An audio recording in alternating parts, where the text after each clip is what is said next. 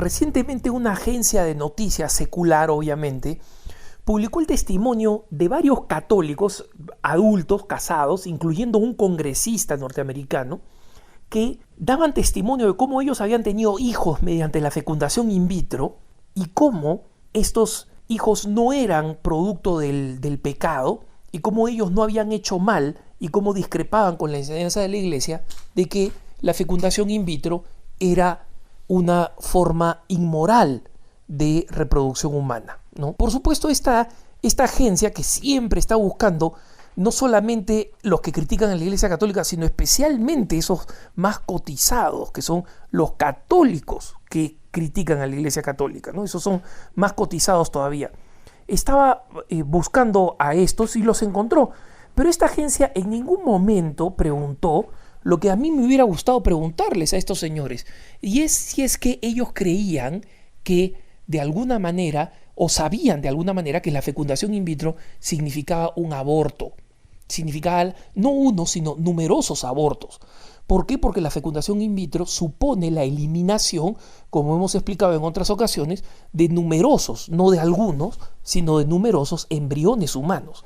Y esos embriones humanos son seres humanos, no es una cuestión de opinión. ¿Por qué? Porque son una unidad de cromosomas completamente distinta e independiente a los seres humanos. Entonces, justamente allí es donde nosotros vemos cómo se manipula esto y cómo se invita a los católicos a ser hipócritas frente a su fe, ¿no? La encuesta, o mejor dicho, el reportaje, preguntaba a los hijos de estos católicos y les preguntaba: oye, ¿ustedes creen que ustedes son hijos del pecado? ¿No? Y los niños, obviamente, adolescentes, y hay algunos de ellos indignados: no, nosotros no somos hijos del pecado, nosotros no es que estamos aquí en el mundo cuando no deberíamos estar.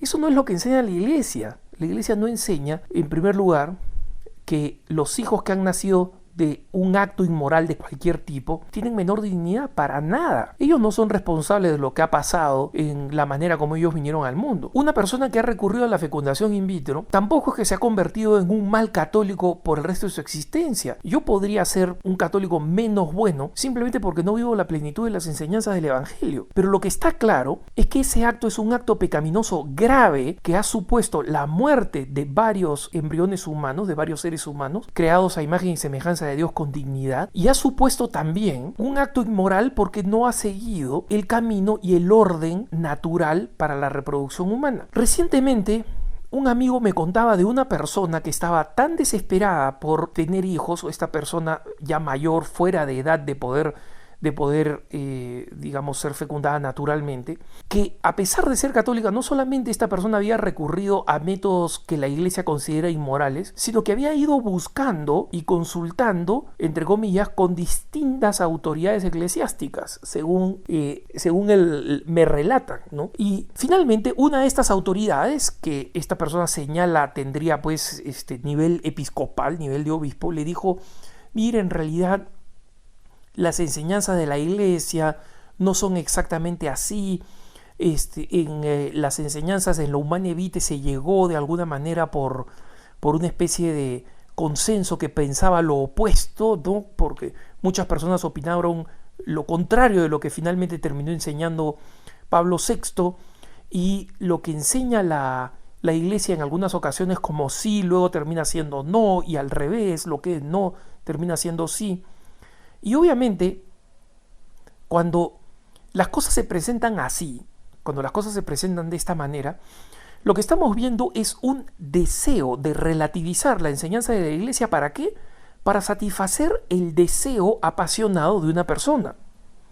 ¿Por qué? Porque en última instancia estamos viviendo en mucha medida no la moral de la iglesia, sino la moral de las telenovelas, de los culebrones, ¿no? Donde lo que me hace a mí tener derecho a algo es simplemente porque lo deseo apasionadamente, porque lo deseo locamente, ¿no? Pero tener hijos no es un derecho.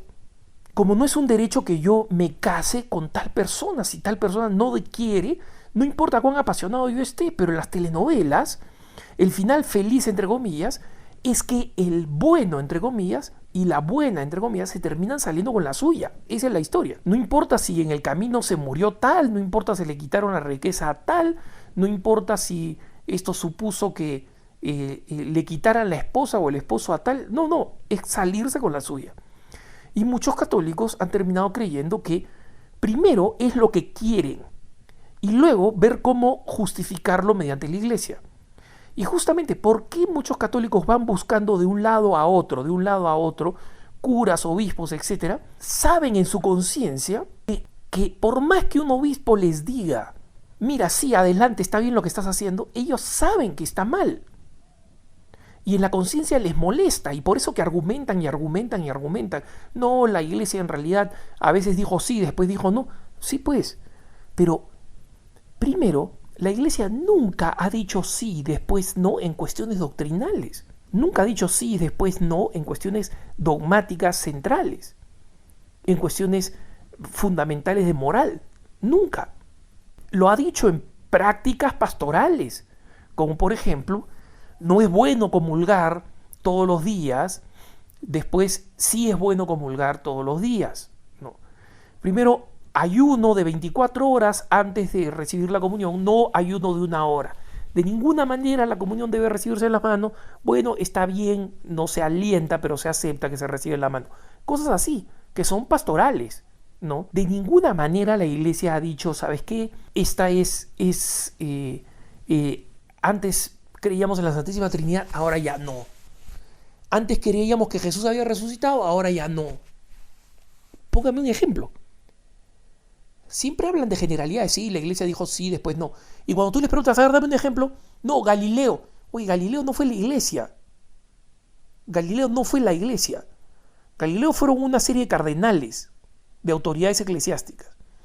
Y fue una discusión en la que efectivamente esos cardenales se excedieron en las decisiones. Pero no es una cuestión magisterial, no fue el modelo de cómo se iba a hacer las cosas en adelante para siempre en la iglesia. No era doctrina de la iglesia. Entonces, ese es un ejemplo que usualmente se utiliza para tratar de justificar lo que en realidad nosotros quisiéramos hacer y quisiéramos que la iglesia nos permita hacer. Pero comprende una cosa. Si la iglesia te comienza a decir que puedes utilizar la fecundación in vitro o la inseminación artificial, eso no va a cambiar el hecho de que se opone a lo que Dios quiere y se opone al orden natural.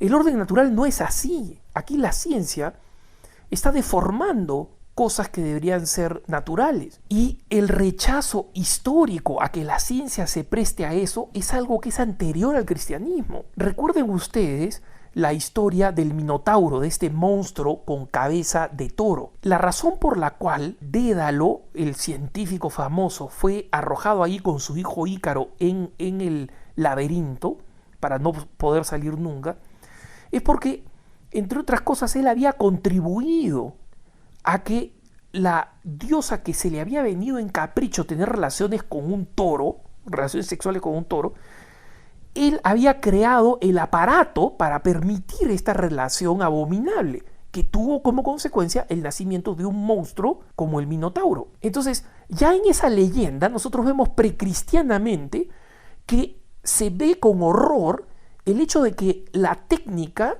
sea utilizada en contra del orden natural y que fundamentalmente tiene consecuencias horrorosas. Entonces, es el orden natural. Si un obispo te dijera, está bien, hazlo, ese obispo no estaría enseñando a nombre de la iglesia. La iglesia no te prohíbe que tú utilices la fecundación in vitro. Te está diciendo que está mal, que es distinto. La iglesia prohíbe. No, ¿cómo prohíbe? Si la iglesia no tiene medios de persecución o de represión como tiene el Estado. Tú violas una ley en el Estado, te cae la policía y te llevan a un juzgado. En la iglesia no hay policía, nadie te levanta, nadie te agarra, nadie te lleva y nadie te dice esto tú lo has hecho mal. Van a decir, no, pero en el pasado estaba la Inquisición. No, señor, la Inquisición no era para problemas morales. Si tú habías sido infiel a tu esposa, si tú habías cometido pecados gravísimos, no te llevaban a la Inquisición. La Inquisición era para problemas doctrinales. Si tú decías que Dios tenía 2 cabezas y que habían 5 personas en la Santísima Trinidad, entonces ahí te llevaban a la Inquisición. Entonces, ahora, la iglesia nunca ha tenido policía para forzar sus enseñanzas morales. Nunca. La iglesia en consecuencia no te prohíbe, la iglesia te dice que está mal, que eso no lo quiere ni la naturaleza ni Dios, y que tú vas a tener que dar cuenta ante Dios cuando tú tomes esa decisión en contra de tu conciencia, en contra el orden natural y en contra de la voluntad de Dios. Tú vas a tener que dar cuenta. Y ahí no te va a valer decir, ay, el obispo tal me dijo en secreto que yo sí lo podía hacer. Te quiero ver, pues. Entonces, la iglesia es madre y maestra, no es policía, y vale la pena escucharla, porque te enseña las cosas como son, no como te gustaría escucharlas. Que tengas un buen día.